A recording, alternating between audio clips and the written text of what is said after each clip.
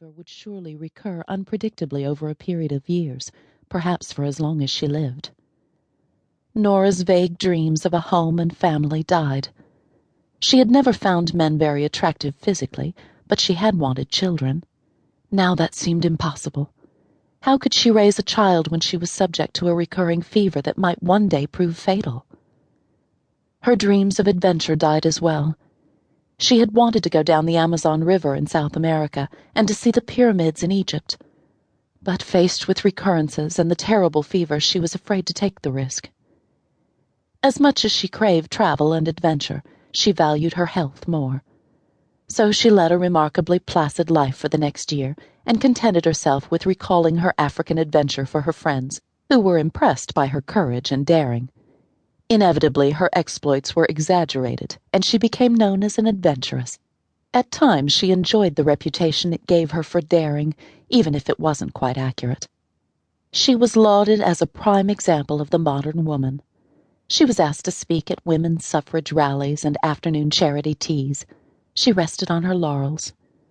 Now she was being invited out west, to a fabled land she'd read about and always dreamed of seeing, a region that was as potentially wild as Africa. Her fever had not recurred for several months. Surely there would be no risks out west, and hopefully she would remain healthy for the duration of her visit. She could see something of the Wild West, and perhaps there would be an opportunity to shoot a buffalo or meet a desperado or a real Indian.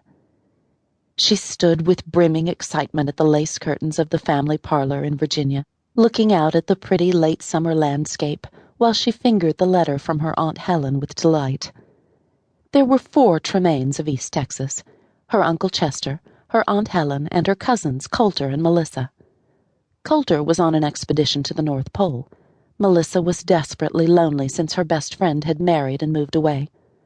Aunt Helen wanted Nora to come and spend a few weeks on the ranch in East Texas and help cheer Melly a little. Nora had once taken the train to California and had seen the rugged country between the Atlantic and Pacific through the window. She had read about ranches and Texans. They both sounded romantic. Dashing cowboys fighting Indians and one another, rescuing women and children and making all sorts of heroic sacrifices, paraded through her mind as she recalled the old Beetle dime novels she had been reading of late. She would meet a real cowboy if she went to visit her kinfolks on the ranch. And it would be an adventure, even if it didn't involve lions and hunters. It would be a great adventure, and she would have a second chance to test her courage, to prove to herself that she wasn't crippled by the African fever that had kept her confined so long. "What have you decided, dear?" Cynthia Marlowe asked her daughter as she scanned the latest issue of Collier's magazine. Nora turned, the soft material of her lacy blue dress swirling gracefully around her trim ankles. She touched the fashionable big tulle bow at her throat with fingers that almost shook with excitement. "Aunt Helen is very persuasive," she said. "Yes, I should like to go. I look forward to seeing the majestic nights of the range that my novels describe." Cynthia was amused. She hadn't seen Nora so enthusiastic about anything since her disastrous trip to Africa.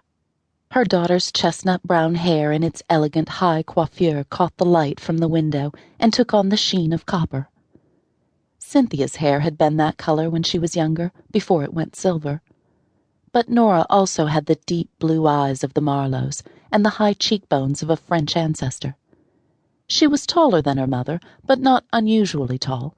She had elegance and grace and manners, and a gift for conversation. Cynthia was deeply proud of her. Nora was peculiarly cool with men, especially after the fright Somerville had given her and the dreadful illness that had plagued her. She would really have thrived on the adventurous life, Cynthia thought sadly, but the African fever had clipped her wings. Now, at 24, she had settled down to spinsterhood with resignation. "Among other things, this visit would at least give you respite from your father's attempts to bring socially acceptable young men home for you," Cynthia murmured, thinking out loud. Her husband had, in fact, made himself painfully obvious of late, and he tended to be overbearing and a little insensitive. Nora laughed without real humor. A man in her life was the very last complication she needed.